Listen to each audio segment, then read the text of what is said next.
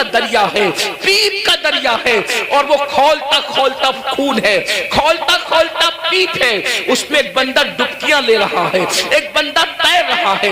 جیسے ہی وہ منہ باہر نکالتا ہے، جیسے ہی وہ سر باہر نکالتا ہے، اس کے منہ میں پتھر ڈالے جاتے ہیں، جہنم کی آگ کے بنے ہوئے پتھر اس کے منہ میں ڈالے جاتے ہیں، اور اس کا منہ پھر اسی دریا میں ڈوب جاتا ہے۔ اس پر یہ عذاب ہو رہا تھا، رحمت للعالمین سے دیکھا نہ گیا، حضور تڑپ گئے، حضور بے چین ہو گئے، حضور بے قرار ہو گئے، اور پوچھنے لگے جبریل یہ کون لوگ ہیں کہ خون اور پیپ کے دریا میں ڈبکیاں لیتے ہیں، اور جب منہ باہر نکالتے ہیں تو پتھر، وہ بھی جہنم کی آگ کے پتھر، ان کے منہ میں ڈال کر ان کو ڈبا دیا جاتا ہے۔ یہ دردناک عذاب کیوں ہو رہا ہے؟ تو جبریل امین نے عرض کیا یا رسول اللہ، یہ آپ کی امت کے وہ لوگ ہیں جو دنیا میں سود کھایا کرتے تھے، یہ سود کا کاروبار کیا کرتے تھے، یہ سود کا دھندا کیا کرتے تھے۔ میں آپ سے پوچھنا چاہتا ہوں، دنیا ہی سب کچھ ہے، بولو اگر کسی سچے مسلمان کو یہ پتا چلے کہ سود کھانے کا انجام کیا ہے، وہ پیپ کا دریا، وہ خون کا دریا۔ اور خون کا دریا کیوں ہے؟ میں نے غور کیا کہ سود خوروں کے لیے پیپ اور خون کا دریا کیوں ہے، تو بہت سوچنے کے بعد مجھے یہ سمجھ میں آیا کہ سود خور لوگ قوم کا خون چوستے ہیں، قوم کا خون چوستے ہیں، ان کی غربت کا فائدہ اٹھاتے ہیں، ان کی مجبوریوں کا فائدہ اٹھاتے ہیں۔ اس لیے دیکھو قدرت نے ان کو خون اور پیپ کے دریا کی سزا دی ہے۔ اب میں آپ سے پوچھنا چاہتا ہوں، اے سود کا دھندا کر کے، اے بیاج کا دھندا کر کے، اے انٹرسٹ کا دھندا کر کے مالدار بننے والوں، ذرا غور کیجئے، کتنا بھی مال کما لوگے، تھوڑا دھیان دینا میری بات پر، کتنا بھی بڑا محل ہو، تاج محل کی طرح بھی محل بنا لو، جب آخری میں ڈاکٹر کہے گا نا کہ یہ بہت بیمار ہے، اس کے بچنے کی امید نہیں ہے، تو آپ کے بچے، ہمارے بچے کیا کریں گے؟ آپ ہو یا ہم ہو، کوئی ہو، بولو بچے کیا کریں گے؟ اٹھا کے سیدھا ہاسپٹل میں داخل کر دیں گے۔ بتاؤ جس مال کو اللہ کی نافرمانی کر کے کمایا تھا، کروڑوں روپے کا محل بنایا تھا حرام مال سے یا حلال سے بھی بنایا تھا، لیکن آخری سانسیں کہاں لے رہے ہو؟ آخری سانسیں کہاں لے رہے ہو؟ ہاسپٹل کی چار دیواری میں۔ یہی ہے نا تمہاری دنیا، جس دنیا کی خاطر اللہ کو ناراض کیا، جس دنیا کی خاطر خدا کو ناراض کیا، آخری اینڈ کیا ہے؟ آخری انجام کیا ہے؟ دنیا کے 80% لوگ ہاسپٹل میں آخری سانس لیتے ہیں، اور اکثر لوگ تو آئی سی یو میں آخری سانس لیتے ہیں۔ ہائے ہائے، قدرت کا امتحان تو دیکھو، قدرت کی سزا تو دیکھو۔ یاد رکھنا، بہت کم وہ خوش نصیب ہیں جو اللہ اکبر سجدوں میں جاتے ہیں، خدا کے حرم میں جاتے ہیں، تلاوت کرتے کرتے جاتے ہیں۔ 80% لوگ دواخانوں کی چار دیواریوں میں آخری سانس لیتے ہیں۔ اللہ اکبر، میں اس پہ کوئی فتویٰ نہیں لگا رہا ہوں، میں مفتی بھی نہیں ہوں، لیکن اتنا ضرور کہوں گا، ذرا غور تو کرو، کروڑوں کی بلڈنگ پڑی ہوئی ہے اور آپ کرائے کے دواخانے کے اندر آخری سانس لے رہے ہو۔ پلنگ ہے، ہاں ہاں، کپڑوں پہ غرور کر کے خدا کو بھولنے والوں، یہ خدا کا امتحان دیکھو، اللہ کی آزمائش دیکھو، خدا کا امتحان دیکھو۔ ان عذاب ربک لواقع، ارے فرعون جس امتحان سے گزرا، اس امتحان سے تم بھی گزارے جاؤ گے۔ خدا کے غضب کو چیلنج کرنے والوں اپنے کپڑوں پہ اتراتے تھے، پہنانے والے خدا پہ ناز نہیں تھا، کپڑوں پہ گھمنڈ تھا نا، کپڑوں پہ غرور تھا نا۔ کیا ہوتا ہے؟ 50,000 کا میرا ڈریس ہے، 25,000 کے اچھے کپڑے پہنو، اسلام منع نہیں کرتا، لیکن آخری میں کیا ہے؟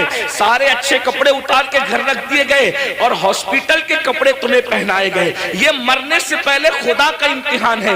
کس دنیا سے منہ لگا رہے ہو؟ کس دنیا سے دل لگا رہے ہو؟ کس دنیا کے چکر میں اللہ کو بھولے ہو؟ کس دنیا کے چکر میں شریعت کو پیٹ کے پیچھے ڈالے ہو؟ کس دنیا کے چکر میں دین کو پیٹ کے پیچھے ڈالے ہو؟ مسلمانوں، اگر تمہیں یہ علم ہو جائے کہ دنیا کی اوقات کیا ہے تو تم کبھی دنیا کو منہ نہ لگاؤ، دنیا سے دل نہ لگاؤ۔ اللہ کے رسول علیہ السلام نے ایک مرتبہ دریا کے اندر اپنی انگلی ڈبوئی اور دریا میں انگلی ڈبو کر کے باہر نکالا، اور باہر نکال کر کے فرمایا یہ میری انگلی میں جتنا پانی آیا وہ دنیا ہے، اور یہ جو سارا پانی ہے وہ آخرت ہے۔ اب بتائیں، قطرے کو لے کر کے سمندر کو چھوڑنے والے نادانوں، دراصل علم نہیں ہے۔ اگر ہمیں ہوتا. والآخرۃ خیر وابقیٰ، آخرت بہتر بھی ہے، آخرت باقی رہنے والی بھی ہے، دنیا باقی رہنے والی ہے ہی نہیں.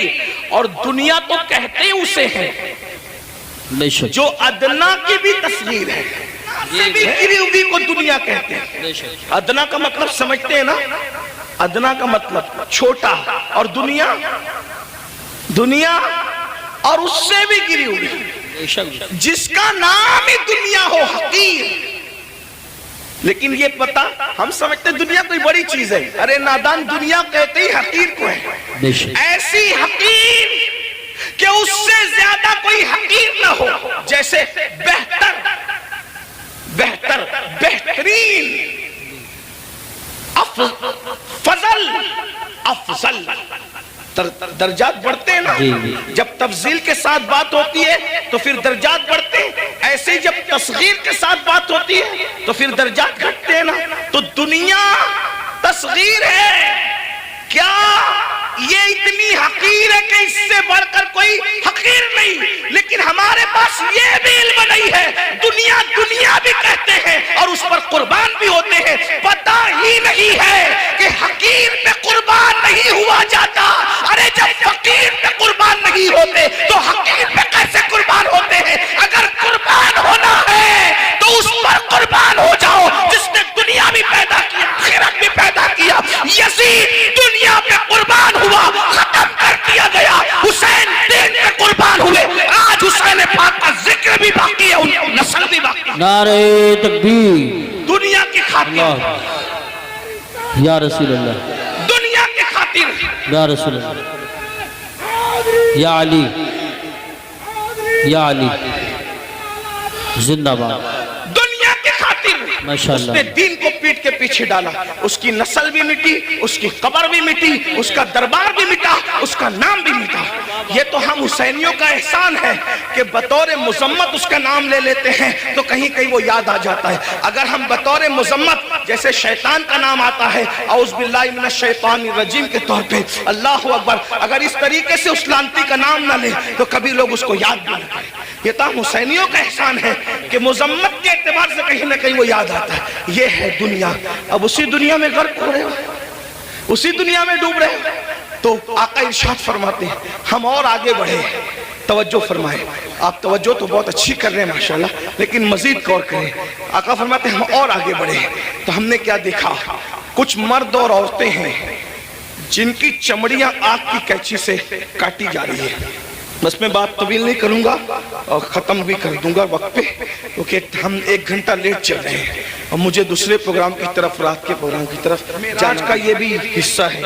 فرمایا کیونکہ معراج میں حضور اللہ فرماتا ہے لِنُرِيَهُ مِنْ آیَاتِنَا، ہم نے ان کو اس لیے سیر کرائی مسجد حرام سے مسجد اقصی تک تاکہ ہم ان کو اپنی نشانیاں دکھائیں. یہ نبی کا دیکھنا ہے، نبی کا دیکھنا ہے. جہنم میں لوگ بعد میں جائیں گے، نبی پہلے دیکھ رہے ہیں. جہنم میں لوگ بعد میں جائیں گے، نبی یہ بات پہلے دیکھ رہے ہیں. توجہ کریں، یہ نبی کا دیکھنا ہے، یہ نبی کے دیکھنے کی شان ہے. پھر بھی کچھ لوگ کہتے ہیں کہ نبی کو غیب کی خبر نہیں. میں نے کہا نادان، اگر یہ غیب نہیں ہے تو پھر غیب کسے کہتے ہیں؟ حضور دیکھ رہے ہیں. جہنم میں جانے سے پہلے جہنمیوں کو اللہ دکھا رہا ہے. فرماتے ہیں ہم نے دیکھا کہ جہنم کے اندر کچھ لوگوں کی چمڑیاں آگ کی کینچی سے کاٹی جا رہی، آگ کی کینچی سے، اور وہ چیخ پکار رہے ہیں اور ان کی چیخ سنی نہیں جاتی. کیسے سنی جا سکتی تھی؟ رحمت للعالمین ہے.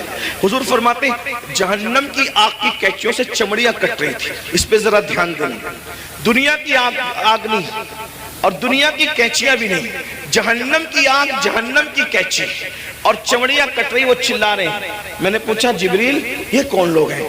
اس میں مرد اور عورتیں ایک ساتھ تھے، وہ ننگے تھے، ایک ساتھ تھے، ننگے تھے، ان کی چمڑیاں کٹ رہی تھی آگ کی کینچی سے اور چلا رہے تھے. پوچھا جبریل یہ کون ہے؟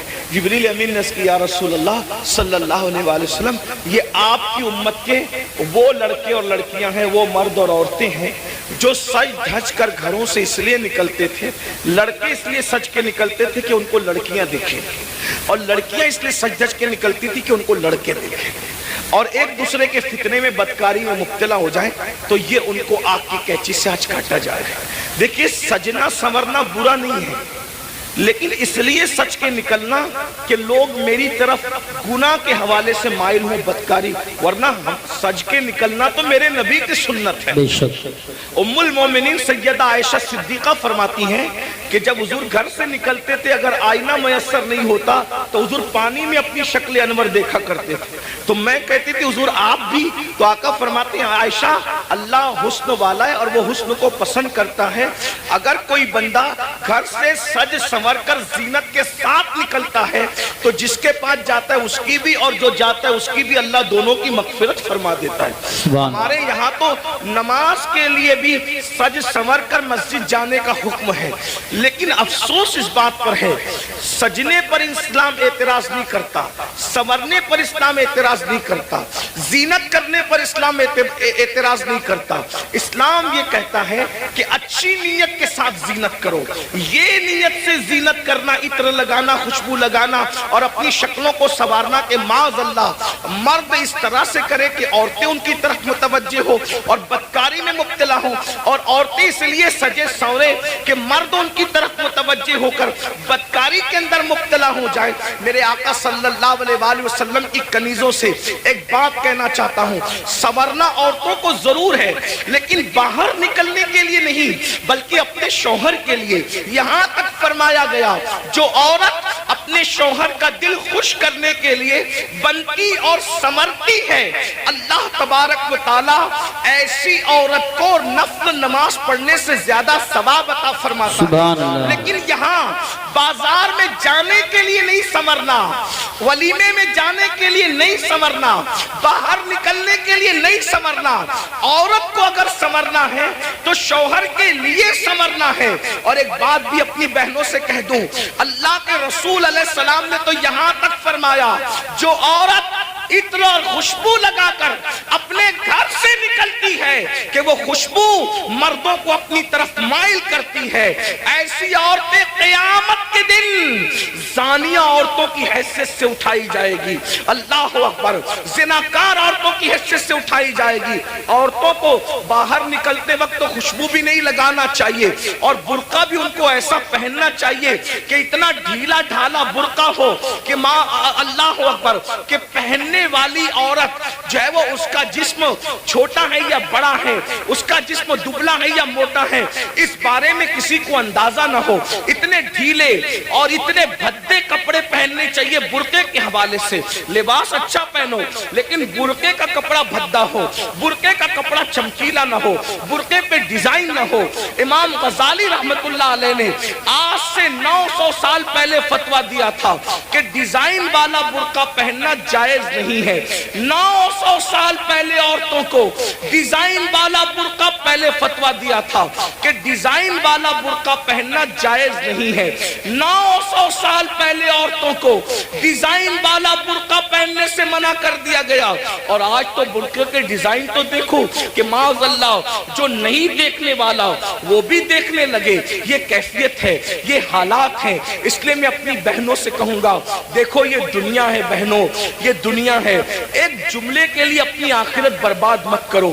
یہی ایک جملہ نا کہ سہیلیوں میں بند سنور کے جاؤں گی تو سہیلیاں کہے گی تو کتنی اچھی لگ رہی ہے، بس ایک جملہ، اس ایک جملے پہ اپنی آخرت خراب کر رہی ہو، اس ایک جملے کو سننے کے لیے اپنی آخرت برباد کر رہی ہو۔ میری بہنوں کون کیا کہے گا؟ سہیلیاں اتنا کہے گی، رشتہ دار کی عورتیں اتنا کہے گی تو کتنی اچھی لگ رہی ہے، اور بڑھ کر ایک لمبی گالی بھی دے دے گی کہ تو بالکل ہیروئن کی طرح لگ رہی ہے۔ میں سمجھتا ہوں کہ ہم کو کوئی ہیرو یا ہیروئن کہے اس سے بڑی کوئی گالی مجھے نہیں لگتی۔ کیوں؟ اس لیے کہ ہیرو ہیروئن کون ہے؟ یہ وہ لوگ ہیں جو اسکرین کے سامنے آ کے زنا کرتے ہیں، یہ ناچتے ہیں۔ تو کس کوئی ہم کو نچنیا، بھئی اگر کوئی کہے کہ تو مولانا لگ رہا ہے تو مولانا کا مطلب کیا؟ علم والا۔ مولانا کا مطلب کیا؟ شریف۔ مولانا کا مطلب کیا؟ نمازی۔ مولانا کا مطلب کیا؟ متقی، پرہیزگار۔ اب اگر کوئی کہے کہ تو ہیرو لگ رہا ہے، تو ہیروئن لگ رہی، تو آپ مجھے بتائیں کہ وہ لوگ کیا کیا کرتے ہیں؟ میں मैं किसी से नफरत नहीं करने की बात कर रहा हूँ, मैं कोई नफरत की बीज नहीं बोने आया हूँ,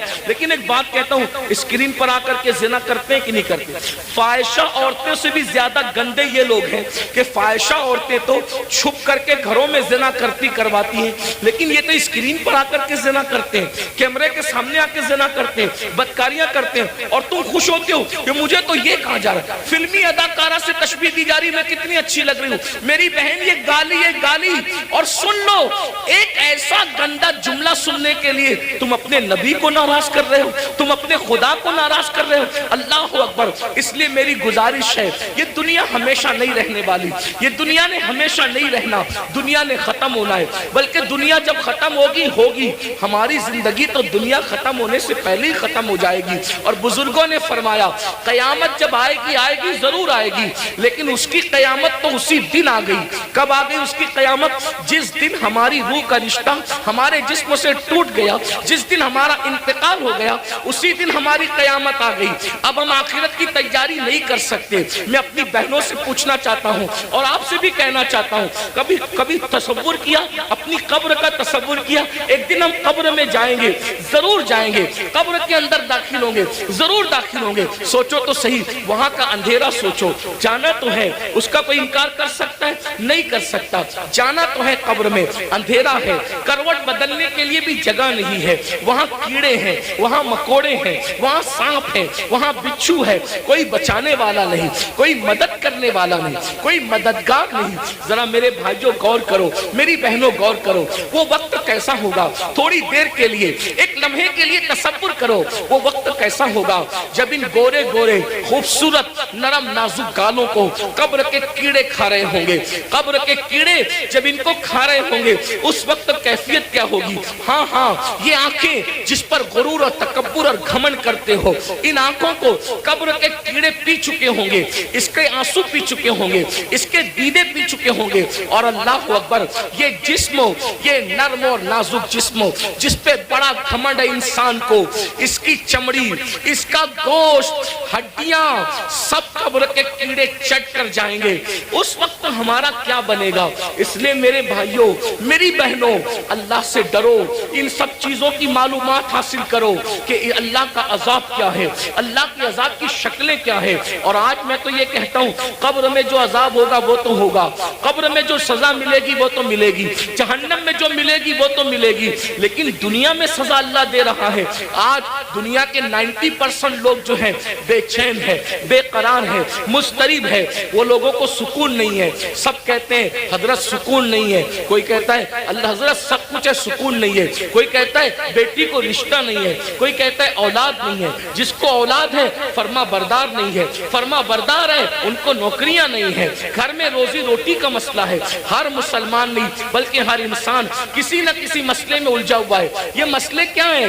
ये मसले नहीं है, ये मसले जो है अल्लाह के अजाब की एक शक्ल है। अल्लाह ने बतौर अजाब मुसल्लत किया है। बेटी को रिश्ता नहीं आता, ये अल्लाह के अजाब में से एक अजाब हो सकता है। याद रखना, रोजी के लिए दर दर भटक रहे हो, खुदा के अजाब में से एक अजाब हो सकता है। सोते हो, नींद नहीं आती, नींद की गोलियां लेकर भी सोते हो, फिर भी नींद नहीं आती, अल्लाह के अजाब में से एक अजाब की शक्ल हो सकती है।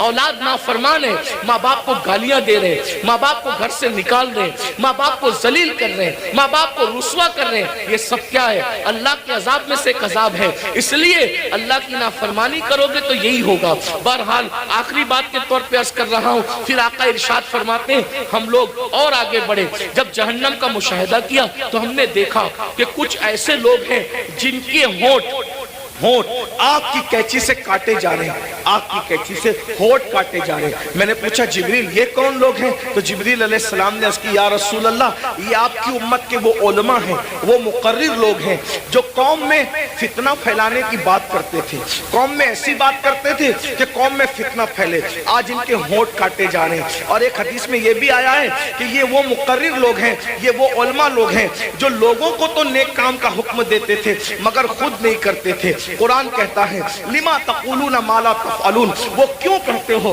جس پر خود عمل نہیں کرتے۔ اب یہاں یہ بات دھیان سے سن لے، غور سے سن لے، آخری بات کے طور پہ کن مقرروں کے ہونٹ کاٹے جا رہے ہیں آپ کی کیچی سے؟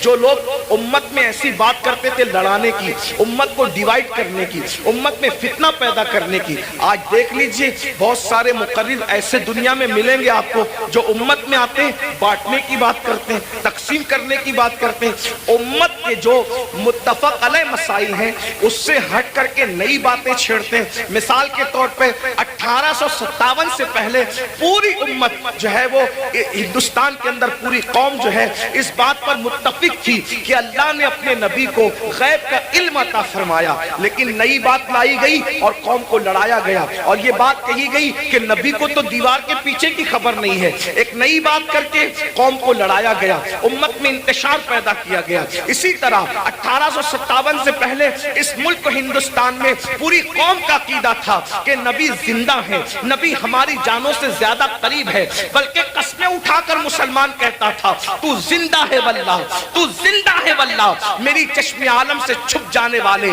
لیکن یہ بدترین علماء، وہ اللہ اکبر بدعتی علماء، وہ بدترین خلق ہے، اللہ اکبر، وہ بدترین خطبہ جنہوں نے یہ بات پھیلائی کہ معاذ اللہ نبی مر کر مٹی میں مل گئے، قوم کو لڑایا کہ نہیں لڑایا۔ اسی طریقے سے آج بھی کچھ لوگ یہ کام کر رہے ہیں کہ اللہ اکبر صحابہ اور اہل البیت کے عقیدے پر، یعنی صحابہ کی محبت اور اہل البیت کی محبت پر پوری دنیا کے لوگ قائم ہیں، پوری دنیا کے مومنین قائم ہیں، لیکن ایک طبقہ مقرروں کا ایسا ہے کہ وہ اللہ اکبر اہل البیت کی محبت کے نام پر صحابہ کو تان کرتا ہے اور قوم کو لڑاتا ہے، اور کچھ لوگ ایسے ہیں جو صحابہ کی محبت کے نام پہ اہل البیت کو تان کرتے ہیں اور امت کو لڑاتے ہیں۔ یاد رکھنا آج قوم کے ساتھ جو کھلواڑ کرنا ہو کر لو، لیکن آخر موت ہے، موت، مرنا سب کو ہے، عوام کو بھی اور خطبہ کو بھی۔ اس لیے خدا کے لیے آپ سے بھی کہتا ہوں ایسے لوگوں کا علیہ کار نہ بنو